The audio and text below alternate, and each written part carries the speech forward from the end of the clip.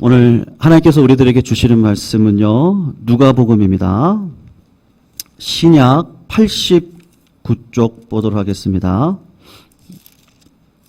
신약 89쪽 누가복음 2장 1절에서 우리 20절까지 1절에서 20절까지 같이 교독으로 읽고 마지막 20절은 함께 읽도록 하겠습니다.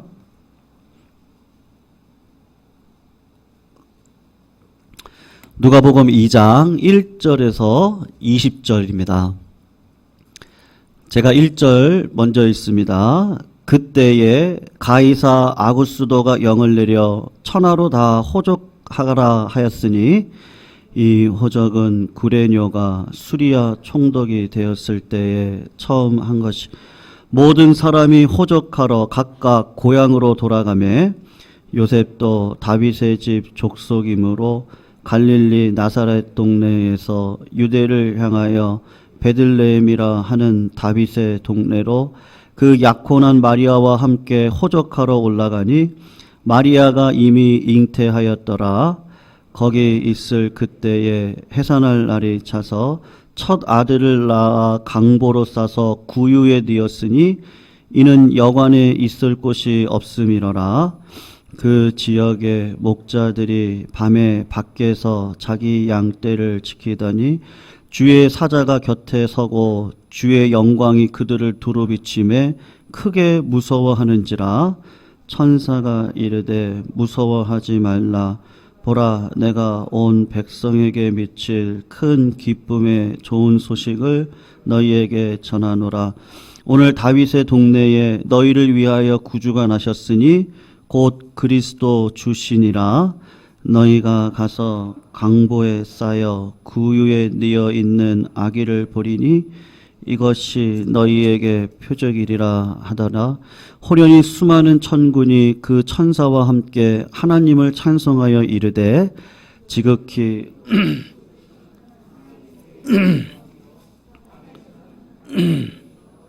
사람들 중에 평화로다 하니라. 천사들이 떠나 하늘로 올라가니 목자가 서로 말하되 이제 베들레헴으로 가서 주께서 우리에게 알리신 바 이 이루어진 일을 보자 하고,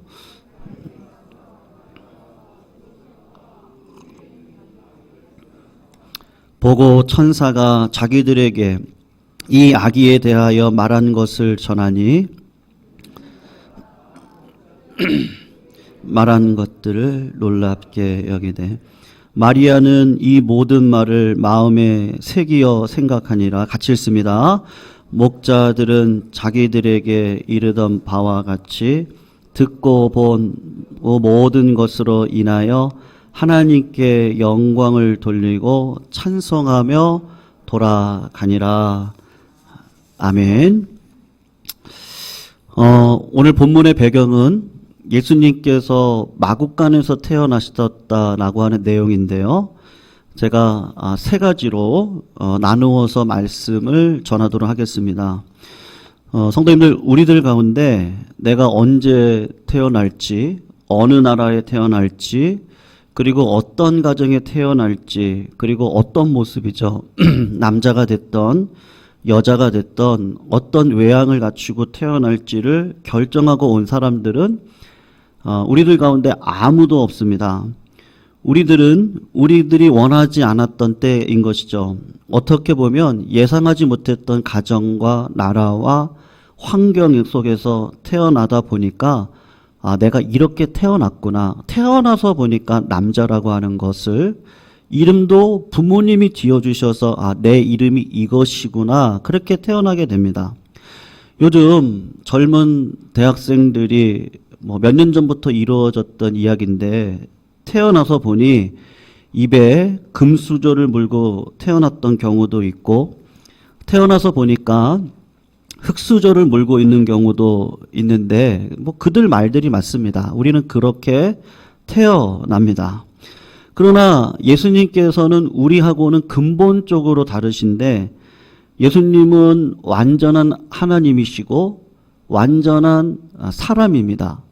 그런데 제 이격이시죠. 하나님의 아들이신데 자기가 언제 태어날지, 어떤 상황에서 어떤 모습으로 태어날지를 예수님은요, 스스로 결정을 하셨다는 것이죠. 그래서 우리가 성탄을 생각할 때에 그렇게 태어났구나, 이것이 아니고 예수님께서 태어나시는 그 모습을 통해서 하나님께서 우리들에게 주시는 분명한 메시지가 있다는 것입니다. 예수님의 출생은 우리의 출생하고는 근본적으로 달라서 예수님이 어떠한 모습으로 오셨는지를 보시면 이 모든 것들은 그냥 되어진 것이 아니고 예수님의 철저한 계획 가운데 원하셨던 모습입니다. 영원한 하나님이 되시는 성자께서 이 땅에 오셨는데 그 예수님께서 자기가 출생하는 모습을 이렇게 선택을 하셨어요. 우리가 어릴 적 주일학교를 다닐 때 우리가 이런 이야기를 많이 들었는데요. 아기를 낳아서 강보에 싸가지고 구유에 누웠다. 우리가 그렇게 이야기를 많이 들었습니다. 강보에 싸서 구유에 누웠다. 이게 좀 상당히 좋은 것 같이 느껴지는데 그냥 쉽게 이야기하면 뭐라는 거죠? 그냥 포대기에 싸가지고 지금식으로 이야기를 하면요. 옛날 우리 어릴 적 그 소들을 같이 키웠잖아요. 그냥 그 소 여물통을 이렇게 딱딱 치워가지고 거기다 집 올려서 그냥 포대기에 싸서 아이를 여물통에다가 누웠다는 것으로 우리가 생각을 하시면 됩니다. 우리 성도님들 가운데 혹시 마국간에서 출생하신 분이 계세요? 있으십니까? 혹시 우리가 어린아이 아기일 때 누일 데가 없어가지고 여물통을 깨끗이 해가지고 집을 덮어서 나를 거기에다가 눕히고 출산하거나 기르신 분이 계십니까? 여러분 아무리 가난해도 그렇게까지는 출생하지 않습니다. 그런데 하나님이신 예수님께서 이 땅에 오실 때 그냥 평범한 가정에만 태어나도 괜찮을 것 같은데 그런 가정 가운데 태어난 것이 아니고 마국간에서 태어났고 그리고 예수님께서 여물통에 누워 계신 모습으로 계셨습니다. 그렇게 말씀을 하고 있습니다. 그래서 예수님의 삶을 우리 눈으로 정직하게 바라보면 태어날 때 정말로 이렇게 비참하게 태어나신 분은 없습니다. 그리고 평생 가난한 몫으로 계시는 아버지를 모시고 장남으로서 살았던 사람이 예수님입니다. 그 당시 목수는 굴러다니는 돌멩이처럼 가난하고 별 볼 일 없는 계층이라고 할 수 있는데 그런 모습을 살다가 공생애 한 3년 반 하시고 이 세상을 떠나셨습니다. 우리가 하나님이신 예수님께서 이 땅에 오셨을 때 그 모습을 보면 우리들 중에 그 누구도 예수님보다 비참하고 예수님보다 가난하고 예수님보다 불쌍하게 태어난 사람이 있나요? 없거든요.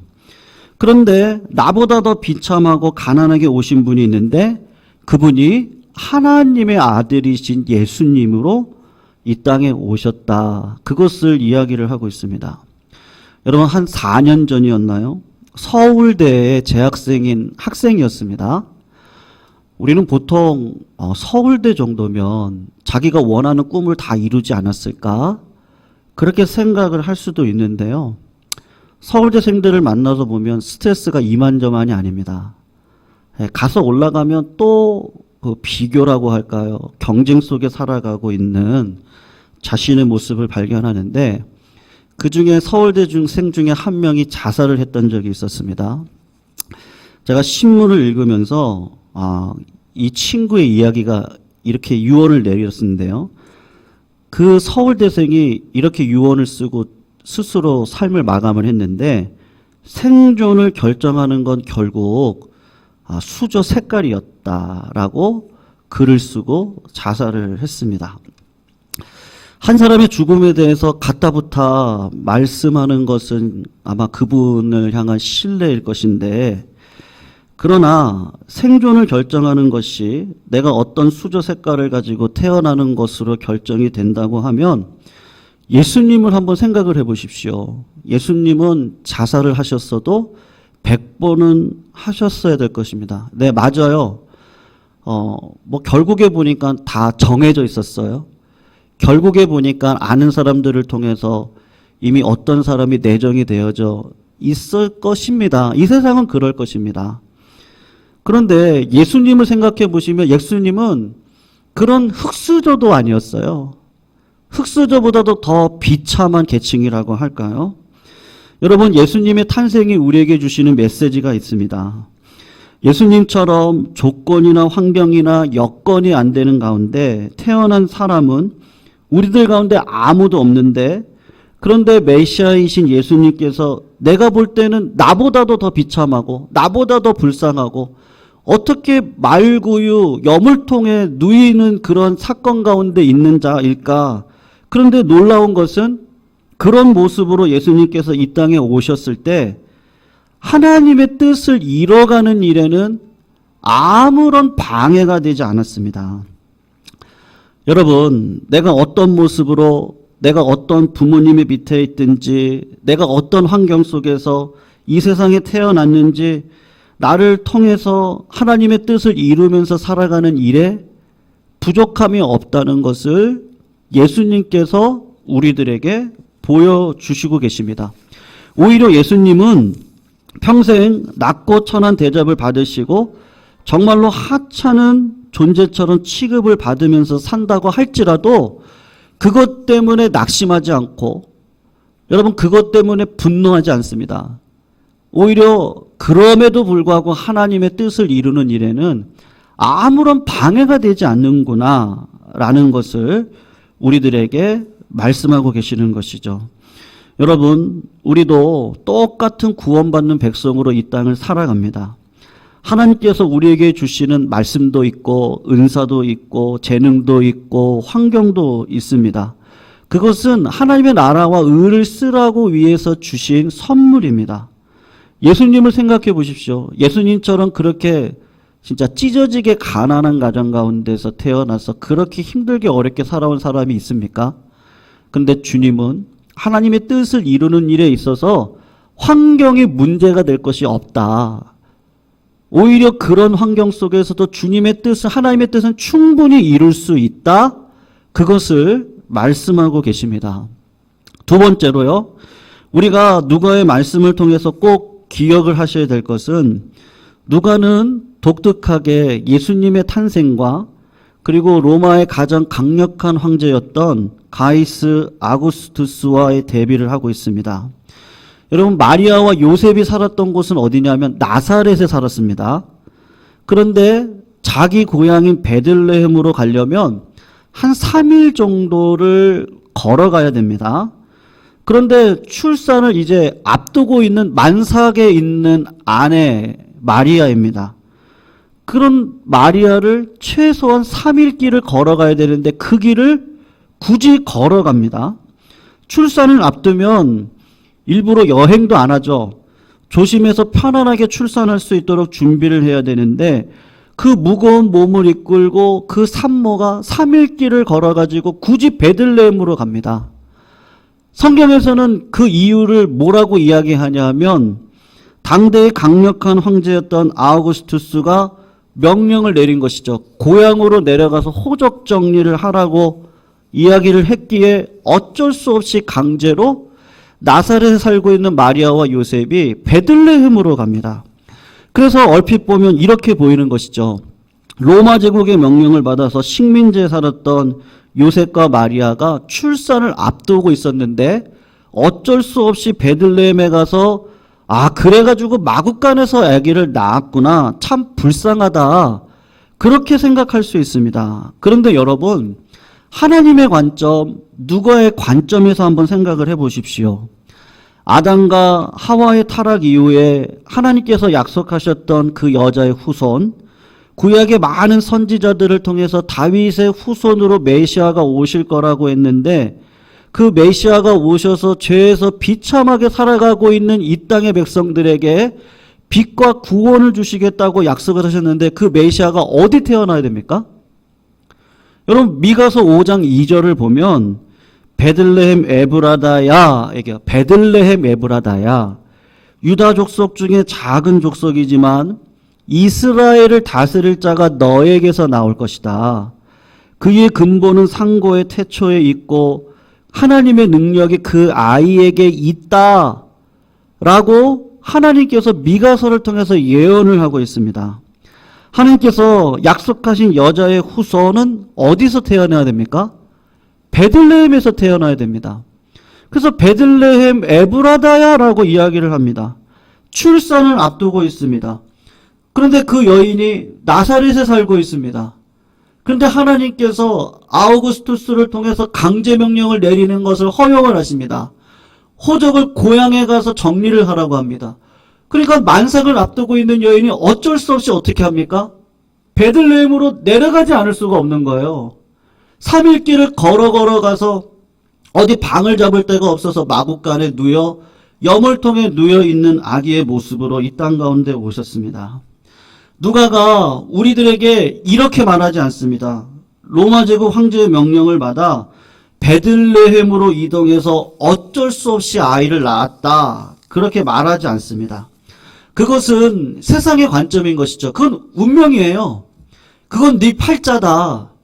근데 하나님께서 오늘 메시아의 탄생을 통해서 하시는 이야기가 무엇입니까? 하나님께서 수천 년 전에 하셨던 약속, 미가 선지자를 통한 그 약속이 이루어지기 위해서 산모를 움직이시는데 그 산모를 움직이기 위해서 누구를 쓰세요? 로마 최고의 권력자인 아우구스투스를 통해서 그 사람이 통한 명령을 통해 하나님의 뜻을 이뤄가고 있다는 것을 말씀을 하고 있는 것이죠. 여러분, 우리가 볼 때 이 세상에 강력한 세력이 있습니다. 우리가 죽을 때까지 우리 힘으로 이길 수 없는, 복종할 수밖에 없는 어떤 세력이 있습니다. 이번에 성탄절로 인해서 많은 사람들이 감옥에 있다가 나오시게 됐잖아요. 대통령의 한 명령으로 나오십니다. 우리가 직장생활 할 때 우리 젊은이들 나의 직속 상관이 내 인생을 좌지우지하는 것처럼 보입니다. 그러나 그분들이 내 인생을 좌지우지하지 않습니다. 우리의 삶에 코로나가 임했습니다. 어쩔 수 없이 임한 것처럼 보이지만 이 코로나의 섭리 가운데서도 하나님은 하나님의 뜻을 분명히 이뤄가고 있는 것이죠. 누가가 우리들에게 이야기를 하는 거예요. 네, 코로나가 강력합니다. 로마의 권력이 강력합니다. 우리가 직장 생활하면서 직속 상관의 권력이 강력한 것처럼 보입니다. 그 황제의 명령을 거역할 수 있는 사람이 있습니까? 코로나를 이길 수 있는 사람이 있습니까? 그러나 하나님께서는 그 코로나를 통해서도 로마의 강력한 권력을 통해서도 하나님의 구속사역을 이루기 위해서 하나님은 능히 사용하십니다. 로마의 강력한 힘을 하나님의 뜻을 이루시는 데 있어서 하나님은 조금도 부족함을 느끼지 아니하십니다. 넉넉히 사용하십니다. 누가가 우리에게 예수님의 출생을 이야기를 하면서 예수님은 가이사 아구스도의 명령에 의해서 베들레헴에서 아기로 태어나셨습니다. 그 말을 하고 있는 것이 아니고 뭐라고 이야기하고 있어요? 하나님의 말씀 언약대로 하나님은 필요하면 로마의 강력한 힘을 이용해서라도 구속사역을 이루는 일에 있어서 능히 사용하십니다. 그 말씀을 하고 있습니다. 마지막으로요. 예수님의 탄생 가운데 주목할 부분은 그렇게 중요한 예수님이 오셨을 때 왜 그를 환영한 사람이 들판에서 양을 치고 있는 목자일까라는 것이죠. 더 좋은 사람이 와야 되지 않겠습니까? 목자들은 그 당시 가장 천하고 낮은 직업을 가진 사람입니다. 그래서 많은 사람들이 목자들을 뭐라고 이야기하냐면요. 도둑놈들이라고 그렇게 이야기를 합니다. 랍비들은 목자들을 랍비주의에서 파문을 했던 사람들입니다. 왜냐하면 이 목자 자체가요. 어떤 세무 업무라고 할까요? 그냥 거짓말을 하기에 딱 좋아요. 그러니까 거짓말을 쳐서 내 것을 만들기에는 너무나 좋은 환경 가운데 있는 것이죠. 그러니까 거짓말을 해서 양을 내 거로 만들 수 있는 그런 충분한 환경이 되어지는 상황이니까 이 목자들이 본성으로 그렇게 악한 짓을 하고 살아가는 사람들이니까 랍비 사람들이 이 목자들을 도둑놈이라고 그렇게 칭했던 사람들인가, 낮고 천한 자리에 있는 사람들입니다. 그런데 천사들이 메시아의 탄생, 타락 이후에 모든 인류가 기다리고 있던 메시아의 탄생을 누구에게 알려주죠? 예루살렘에 있는 종교 지도자들에게 알려주지 않습니다. 천군 천사가 나타나서 힘 있는 로마 제국을 향해서 우리 주님 메시아가 태어났다라고 말씀하시지 않습니다. 정말로 알릴 필요가 없어요. 알려보았자 크게 도움도 안 돼요. 저 사람들이 출생을 축하하기 위해서 오면은 좀 뭐라고 할까요? 세상적으로 보면 좀 부끄러운, 당신들이 축하를 안 오는 게 좋겠다라고 생각하는 목자들이 예수님의 출생을 가장 먼저 알고 예수님의 출생을 축하하기 위해서 왔습니다. 그리고 예수님은 그 낮고 천한 자리에 있는 사람들의 축하를 기꺼이 받으셨습니다. 여러분, 우리가 꼭 기억을 해야 될 것이 있습니다. 하나님께서 원하신 의도는 이것인데 예수님께서는 누구의 축하, 누구의 경배를 받고 싶으시죠? 여러분, 마태복음 5장을 보시면 복 있는 사람은 어떤 사람이라 그러죠? 심령이 가난한 자요. 애통한 자라고 이야기를 하시죠.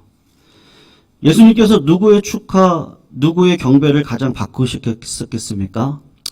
목자와 같이 낮고 비천하고 별 볼 일이 없는 사람들이 자기에게 와서 축하하며 경배하기를 원하셨다는 이야기입니다. 부자는 오지 마세요. 그런 이야기가 아닙니다. 그런 유치한 이야기가 아니고 심령이 정말 하나님, 내 인생을 왜 이렇게 비참하죠? 하나님이 없으면 비참하죠. 하나님, 내 인생 가운데 하나님만이 소망입니다. 하나님이 내 길이세요. 하나님이 내 진정한 산성이 되어주십니다. 그걸 진심으로 고백하는 자들, 그런 자들은 여러분, 고난의 유익이 무엇입니까? 사람이 고난이 없으면요, 환난이 없으면 아마 교만이 하늘을 찌를 겁니다. 나 같은 사람이 없죠. 나는 이렇게 내가 했기 때문에 이렇게 성공한 거죠. 근데 얼마나 우리가 연약한지 죽음 앞에 서면 두려움에 떠는 자들이 우리입니다. 우리 주님은 누구를 통해서 영광을 받기를 원하신다는 겁니까? 세상에 비천하고 별 볼 일 없는 것 같아요. 사도 바울이 이야기한 것 똑같습니다. 아무것도 없는 자 같습니다. 그런데 많은 사람들에게 부요를 전해주고 있습니다. 죽을 것 같은 인생인 것 같습니다. 근데 그분의 인생을 보면 다른 사람을 살리고 있는 인생을 살고 있습니다. 심판의 자리에 있는 사람인 것 같은데 오히려 다른 사람들에게 복을 주는 인생인 것 같습니다. 사도 바울이 볼 때 나는 약해요. 근데 강함으로 인도하시는 하나님의 뜻을 따라 살아가니까 아버지 하나님께서 그의 삶을 영광스럽게 하시는데 어떻게 하시죠? 십자가의 길을 걸어가게 하시죠. 성도님들, 누가복음에 기록된 예수님의 출생에 대해서 하나님께서 주시는 메시지를 곰곰이 생각을 해보시기를 바랍니다. 예수님은 이 땅에 오실 때 금수저로 오시지 않으셨습니다. 가장 비참하고 불쌍한 상태로 왔습니다. 그러나 그 모습이 하나님의 뜻을 이루는 일에는 아무런 방해나 부끄러움이 되지 않았습니다. 특별히 우리 젊은 청년 선생님들에게 말씀드리고 싶습니다. 예수님께서 이 땅에서 어떻게 태어나셔서 어떻게 살아가셨는지를 그냥 객관적으로 여러분들 한번 보세요. 내가 가지고 있는 모습, 처지를 통해 하나님의 뜻을 이루는 일에 우리 주님은 전혀 방해를 받지 않으셨거든요. 내가 금수저가 아니어서 하나님 앞에 쓰임받지 못합니다. 그건 어떻게 보면 불신앙입니다. 하나님께서는 구하는 자에게 반드시 좋은 것으로 주실 줄로 믿습니다. 손을 믿으시죠? 하나님은 주시는 분이세요. 회개하고 하나님 앞에 돌아오는 자들은요, 반드시 하나님은 은혜의 길로 열어주시는 분이십니다. 예수님의 모습을 보시면 내가 비천한 것 같고 쓸모가 없는 것 같다 할지라도 나를 보내신 분이 하나님이시고 하나님의 뜻을 온전히 이루기 위해서 내가 가지고 있는 조건이나 환경은 아무런 문제가 되지 않는다고 주님은 지금도 말씀하시죠. 하나님의 뜻을 통해 살기 원하는 자들은 예수님께서 주시는 그 말씀, 환경 때문이라고요? 아니에요. 그 당시에는 힘들 수 있죠. 그러나 믿음으로 견디면요. 하나님을 전심으로 받아보면 하나님은 절대로 은혜를 저버리지 않는 분이십니다. 예수님의 탄생을 통해서 그런 소원을 가지셨으면 좋겠습니다. 두 번째로 내가 평생에 넘지 못할 세력이 있습니다. 코로나라고 할까요? 로마 제국의 강력한 힘이라고 할까요? 근데 하나님께서는 필요하시면 그것을 하나님의 뜻을 이루는 일에 쓰십니다. 그리고 세 번째로 하나님은 그 은혜 가운데 살아가는 우리들에게 하나님께서 원하시는 삶이 있습니다. 그 삶이 무엇인 것이죠? 주님은 여러분 자발적인 순종입니다. 제가 존경하는 어떤 목사님께서 늘 쓰시는 말씀이 그 말씀이신데요. 목사는 자발적인 희생, 자발적인 순종, 자발적인 믿음의 길을 걸어가지 않고서는 안 된다. 어젠가요? 어떤 신문을 보다가 홍정길 목사님에 대한 글이 있더라고요. 그래서 이제 목사에 대한 이야기가 나오는데 참 그분의 말이 맞다. 자발적인 순종으로 가야 되는데 여러분 예수님은요 자발적으로 십자가 길을 걸어가셨죠. 한 번도 세상적으로 유명하거나 권력이 있는 자들과 함께 붙어서 그들에게서 떨어지는 콩고물을 먹고 살아야겠다? 그렇게 생각하신 적은 단 한 번도 없습니다. 그렇다고 주님이 의도적으로 가난하고 비천한 자들을 찾아다님으로 인해서 나는 이런 사람이에요. 나는 이렇게 희생하는 사람이에요. 나는 이렇게 선한 사람이에요. 나 같은 의인은 없어요. 그렇게 걸어 다니신 분도 아니십니다. 예수님의 유일한 관심은 나를 보내신 하나님의 뜻을 이루는 일에 집중이 되어져 있습니다. 그래서 여러분 예수님 주위에는요 부자지만 죄인도 있었어요. 가난하지만 죄인도 있었어요. 공통점이 있었습니다. 의인을 부르러 오신 분이 아니고 죄인을 부르러 오셨습니다. 그래서 세상에서 잘 나갔어요. 세상에서 형통했어요. 세상에서 권세를 누렸던 니고데모가 왔을 때도 주님은 네가 거듭나지 아니하면 하나님 나라를 볼 수 없다고 이야기를 했어요. 예수님 주변에 수많은 마리아들이 있었습니다. 그 마리아들은 다 재산적으로 보면 풍요로우신 분들이었어요. 그 당시 예수님을 쫓아다닐 정도로 여유가 있고 물질이 있었던 분들이었습니다. 그런데 그분들은 다 어떤 분들이었습니까? 내가 죄인임을 고백했던 자였습니다. 예수님은 예수님에게 오는 창녀도 거절하지 않으셨습니다. 그 창녀가 내가 죄인이라는 걸 진심으로 고백하고 왔을 때 세리가요.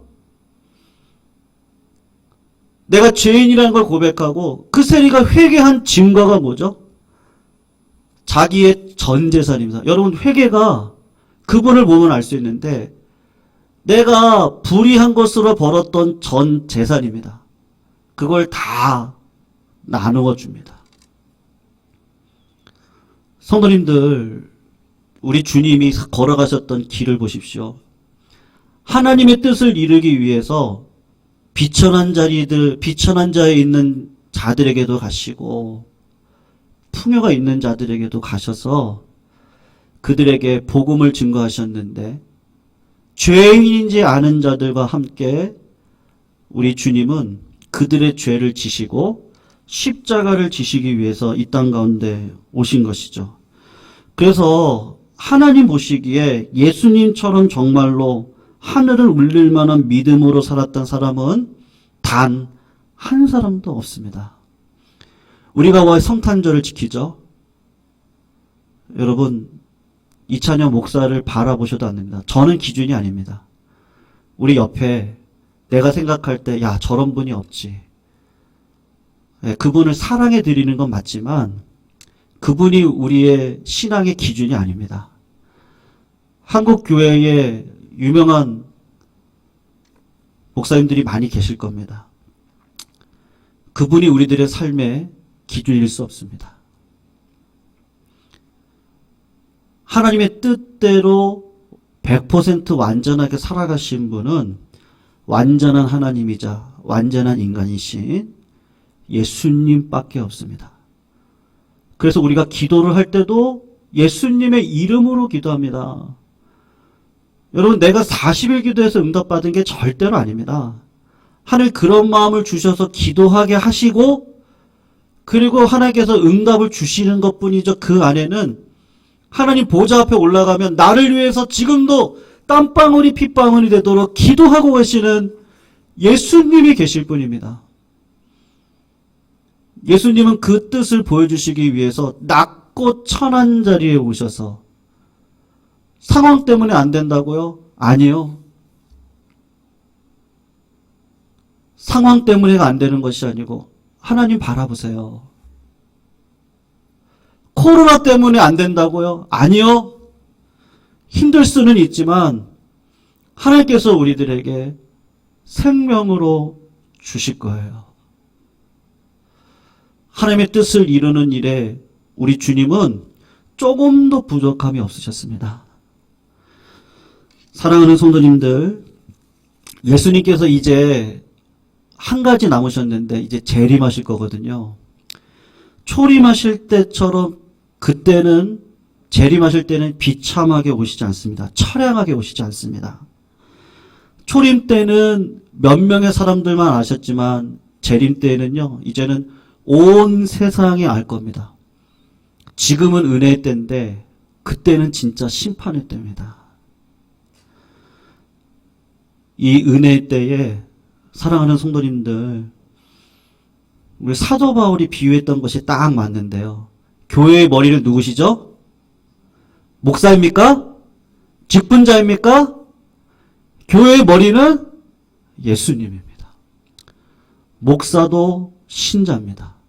우리 장로님들도 신자입니다. 우리 집사님들, 권사님들도 신자입니다.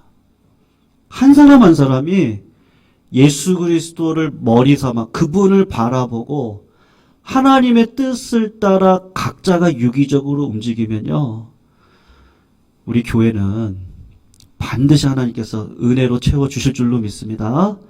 그리고 우리의 자녀들 하나님께서 분명히 책임져 주실 줄로 믿습니다.